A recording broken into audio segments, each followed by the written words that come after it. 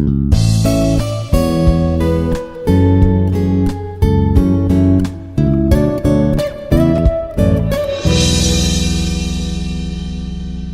morning to all. This is Dr. Padma, Assistant Professor, Department of Physics, Institute of Aeronautical Engineering.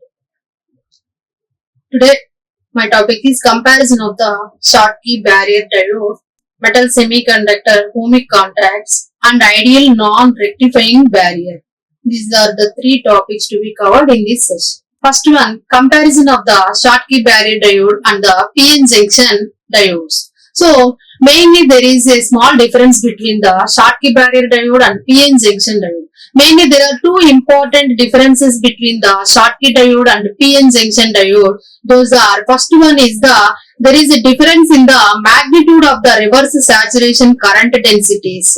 So the magnitude of the reverse saturation current densities is J, and the second one is the switching characteristics of the diode. These are the two differences between the Schottky diode and PN junction diode. So the Schottky diode is slightly different from the PN junction diode. So there are two important differences between the Schottky barrier diode and PN junction diode. Those are, first one is there is a difference in the magnitude of the reverse saturation current densities, and the second one is the switching characteristics. These are the main two differences in between the Schottky barrier diodes and PN junction diodes.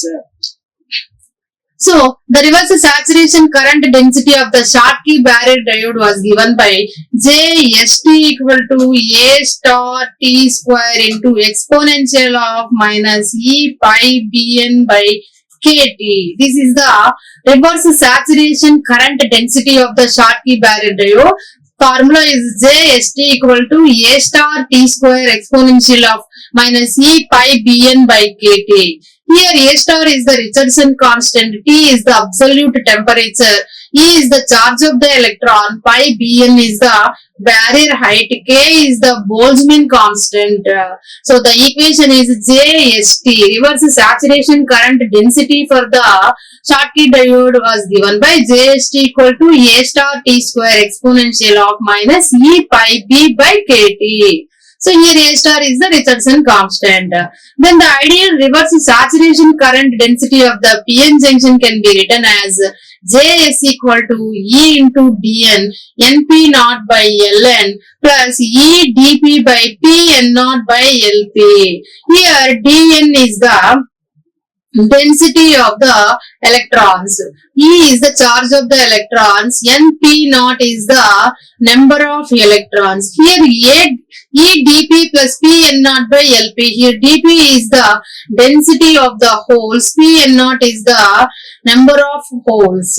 So the form of the two equations is different, and the current mechanism in two devices is also different. So the conduction mechanism or the current mechanism in the two diodes are different, and the equations are also different for the PN junction diode and Schottky diodes.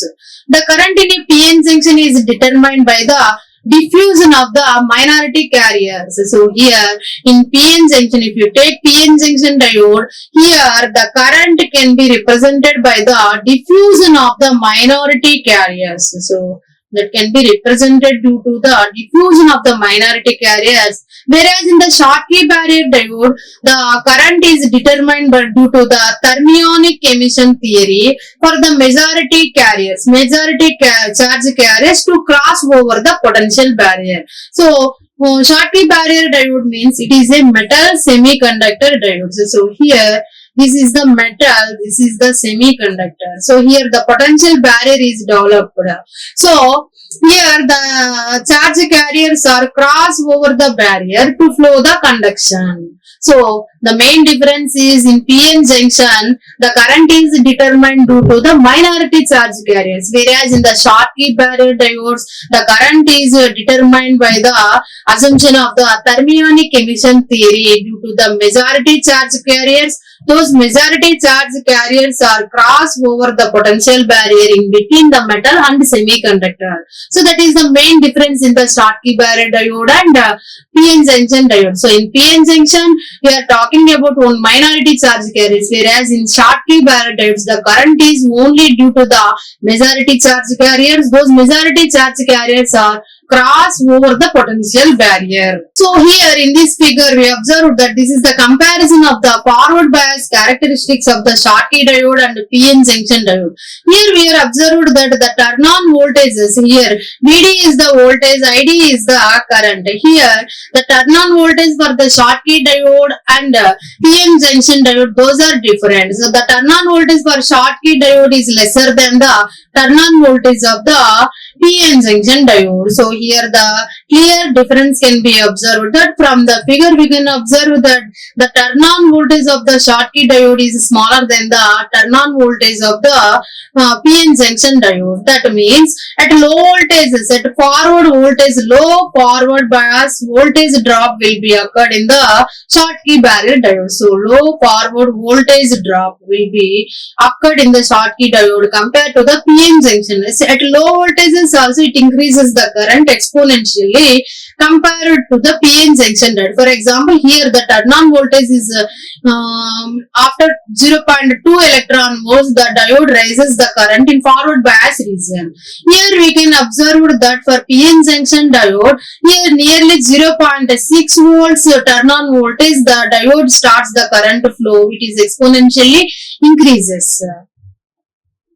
So there is a difference in the turn-on voltages between the Schottky diode and PN junction diodes. The reverse biased current in a silicon PN junction diode is determined by the generation current. So the reverse biased current in the silicon PN junction diode is dominated by the generation current. So a typical generation current density is approximately 10 power 7 ampere per centimeter, which is still 2 to 3 orders of magnitude less than the reverse saturation current density of the Schottky barrier diodes. So the typical generation current density is approximately 10 power 7 ampere per centimeter, which is 2 to 3 orders of magnitudes less than the Schottky barrier diodes. So a generation current also exists in the reverse biased Schottky barrier diode. However, the generation current is negligible compared with the JST value. So when compared to JST value, the reverse biased, the generation current is very negligible in the Schottky barrier diodes. Since JST, JS, the forward bias characteristics of the two diodes will also be different. So the JST and JS for the forward bias characteristics of the Schottky barrier diodes and PN junction diode are also different. So the reverse biased current in a silicon PN junction diode is dominated only due to by the generation of the current. So here the generation of the current is 10 power 7 ampere per centimeter square, which is 2 to 3 orders or less than the reverse generation current in the Schottky barrier diodes. So the generation current is also exist in the reverse biased Schottky barrier diodes, but however which is very small compared with the JST value. So JST and JS in the forward bias characteristics of the two diodes, the Schottky barrier diode and PN junction diodes, both are different. The actual difference between the turn-on voltage will be a function of barrier height for the metal semiconductor contact and the doping concentrations in the PN junction, but the relatively large difference will always be realized. So the actual differences, there is a difference in the turn-on voltage for the Schottky barrier diode and PN junction diode. So the actual difference between the turn-on voltage will be as a function of the barrier height for the metal semiconductor contact. Here the metal semiconductor contact is nothing but the Schottky barrier diode, and the doping concentration in the PN junction, but relatively large difference will be appeared, those can be realized. So the second major difference between a Schottky barrier diode and a PN junction diode is in the frequency response or the switching characteristics. So the first major difference is the current densities. The second major difference between the Schottky barrier diode and PN junction diode is the frequency response and the switching characteristics of the both diode. So in our discussion we have considered that the current in a Schottky diode as being due to the injection of the majority carriers over a potential barrier. So in Schottky barrier diodes, the current is only due to the majority charge carriers. Those majority charge carriers are crossed over the potential barrier. Due to that majority charge carriers only responsible for the current conduction in the reverse, in the Schottky barrier diodes. So the second major difference between the Schottky diode and p-n junction diode is the frequency responses and the switching characteristics. So we considered that the current in the Schottky barrier is due to only the majority charge carriers. Those majority charge carriers cross over the potential barrier.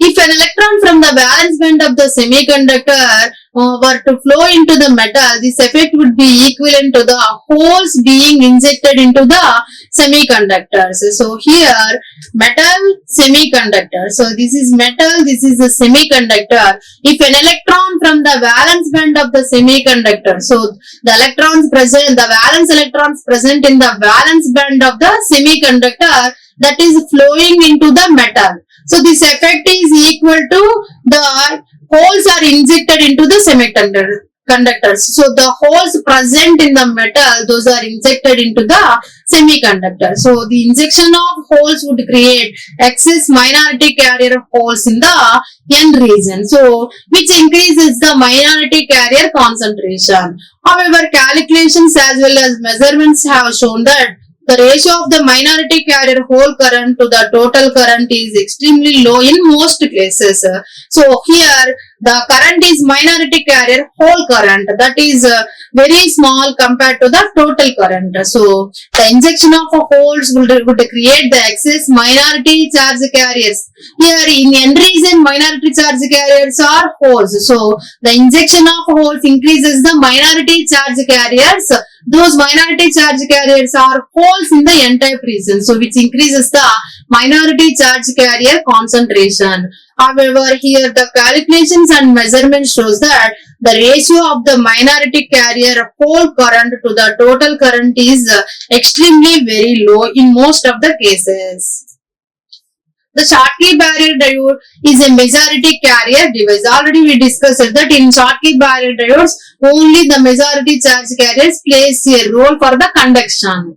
So this fact means that there is no diffusion capacitance associated with a forward bias Schottky diode. So in Schottky barrier diodes, there is a majority charge carrier device. So this fact means that there is no diffusion of the capacitance which is associated with the forward biased Schottky diodes. So the elimination of the diffusion capacitance makes the Schottky diode a higher frequency device than the p-n junction diodes. So the elimination of, there is no diffusion capacitance, that's why it makes the Schottky diode is a higher frequency device than the p-n junction diode. So compared to p-n junction diode, Schottky diode is Schottky diode has a higher frequency. So when switching a Schottky diode from forward to reverse bias, there is no minority carrier stored charge to remove as in the case in the p-n junction diodes. So in Schottky diodes, there is no minority charge carriers are present as in the case of the p-n junction diode. Since there is no minority carrier storage time, the Schottky diode can be used in a fast switching application. So it has the switching speed is faster than the p-n junction diode. It has the high switching speed compared to the p-n junction diode. So a typical switching time for a Schottky diode is in the picosecond. So here for Schottky diodes, the switching time is picosecond, whereas for p-n junction it will be nanosecond. Compared to p-n junction, the switching speed is more compared to p-n junction diodes. So When switching a Schottky diode from forward bias to reverse bias, there is no minority carriers are stored to remove. So as in the case of PN junction, there is minority charge carriers are diffused. So there is no minority carrier storage time. Then the Schottky diode can be used as the fast switching applications. So a typical switching time for a Schottky diode is picosecond range, whereas for the PN junction it is normally in the nanosecond range. So the switching speed is different. For Schottky barrier diodes it has picoseconds. For PN junction it has nanoseconds. Second topic is metal semiconductor ohmic contacts. So here the contacts must be made between any semiconductor device or integrated circuits on the outside of the hole. These contacts made via ohmic contacts. So contacts must be made in between the, for metal semiconductor device also there is a ohmic contact. Ohmic contact can be treated as the back contact. So contacts must be made in between any semiconductor device or integrated circuit and on the outside of the hole. These contacts made via ohmic contacts. So ohmic contacts are the metal to semiconductor contacts, but in the case they are not rectifying contacts. So whereas metal semiconductor contacts are Schottky contacts. So Schottky contacts are the rectifying contacts. So the main difference between the Schottky contact and ohmic contact is, for Schottky contacts it has a rectifying resistance. So the rectifying contacts, ohmic contacts, these ohmic contacts are the non-rectifying contacts. That is the main difference between the Schottky contacts and ohmic contacts. For Schottky contacts it has the rectifying contacts. For ohmic contacts are the non-rectifying contacts. So an ohmic contact is a low resistance junction providing conduction in both directions between the metal and semiconductors, whereas Schottky barrier diode only one direction will be there, but in ohmic contacts both directions the charge carriers flow in between metal and the semiconductor to metal is also possible in the ohmic contacts. So Schottky contacts are the rectifying contacts, ohmic contacts are the non-rectifying contacts. So the major difference is the ohmic contact is a low resistance junction. It's providing the conduction in both directions between the metal and semiconductor. So both directions are possible in the ohmic contacts. So here the voltage current also varies with linearly. Ideally, the current through the ohmic contact is a linear function of the applied voltage. If the applied voltage, for example, in ohmic contacts, we will take voltage on x-axis, current on y-axis. Here, the current will be increases with increasing voltage in a linear manner. So the current through the ohmic contact is a linear function of the applied voltage. If you increase the voltage, the current also increases linearly, and the applied voltage should be very small. So two general types of ohmic contacts are possible. The first type is the ideal non-rectifying barrier contact, and second one is the tunneling barrier. So these are the two types of the ohmic contacts. So ohmic contacts are the two types. First type is the ideal non-rectifying barrier and second type is the tunneling barrier. So in this section, a specific contact resistance that is used to characterize the ohmic contact. So here the specific contact resistance is used to characterize the ohmic contact. So ohmic contacts means here the current varies linearly with respect to voltage. So two types of ohmic contacts are possible.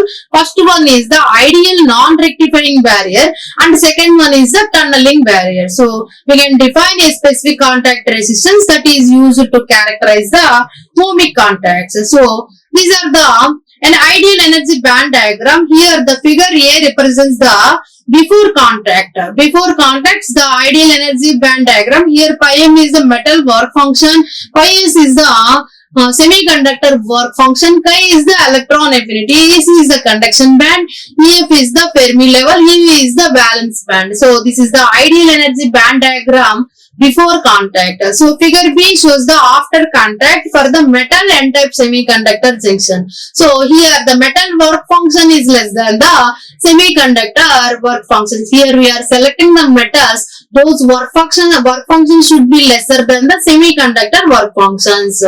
So there is a band bending can be appeared in the n-type semiconductor. So the first diagram shows the before contact, then the second diagram shows the after contact of the metal with the n-type semiconductor junction. There is a band bending can be observed after the contact.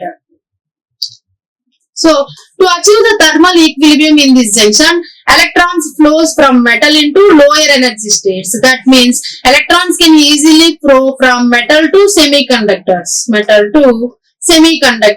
So which makes the surface of the semiconductor more n-type. So to achieve the thermal equilibrium condition, the electrons must be flow from the metal into the lower energy states in the semiconductor, which makes the surface of the semiconductor is more n-type. So the excess electron charge in the n-type semiconductor exists essentially as a surface charge density. If a positive voltage is applied to the metal, there is no barrier to electrons flowing from the semiconductor into the metal. So the excess electron charge in the n-type semiconductor exists essentially as the surface charge density, which is also called surface state density.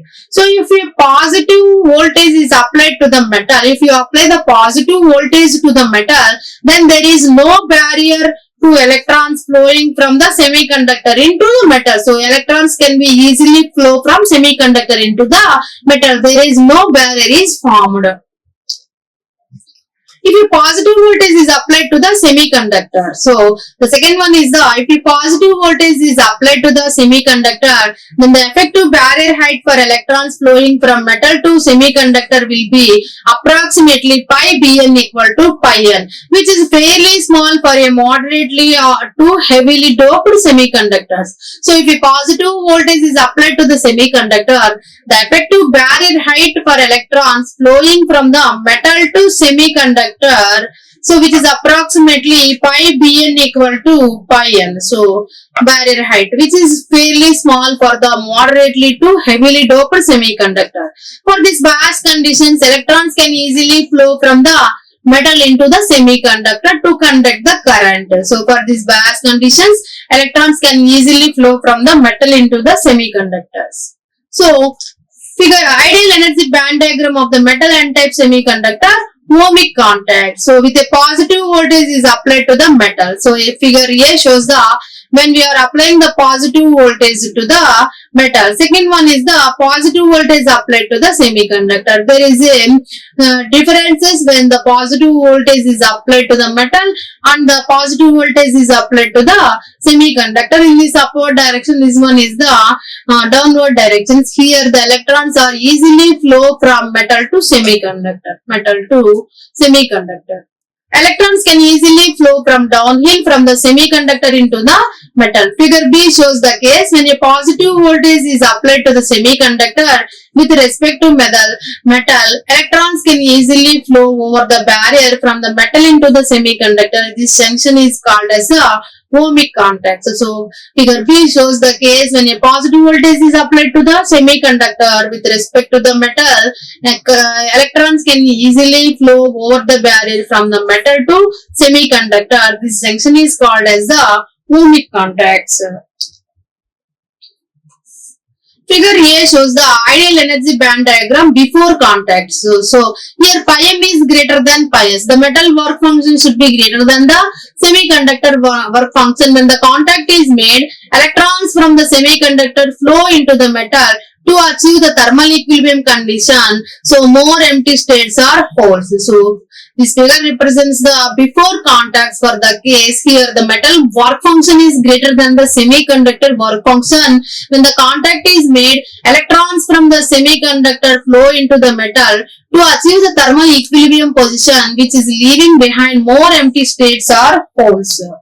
So the excess concentration of holes at the surface makes the surface of the semiconductor, which is more p-type. In previous case, that is the n-type. So electrons from the metal can readily move into the empty states in the semiconductor. So the excess concentration of the holes at the surface makes the surface of the semiconductor more p-type. Whereas in the previous case, the excess concentration of electrons at the surface makes the surface of the semiconductor which is n type. Now in this case which is p type. So electrons from the metal can readily move into the empty states in the conductor. So this charge movement correspond to the holes flowing from semiconductor into the metal. We can also visualize the holes in the metal flowing into the semiconductor. This junction is also called as the ohmic contact for the p-type semiconductor. So the charge movement corresponding to the holes those are moving from semiconductor into the metal.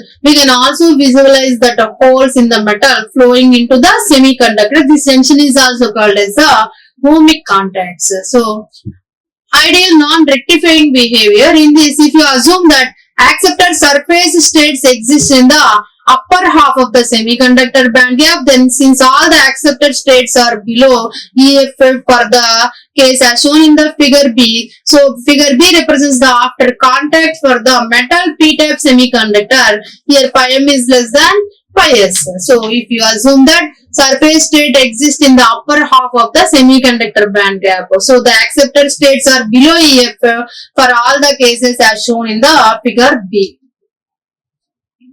These surface states will be negatively charged and will alter the energy band diagram. Similarly, if you assume that donor surface states exist in the lower half of the band gap, so in previous case the acceptor surface states exist in the half of the band gap. Now here the donor surface states exist in the lower half of the band gap.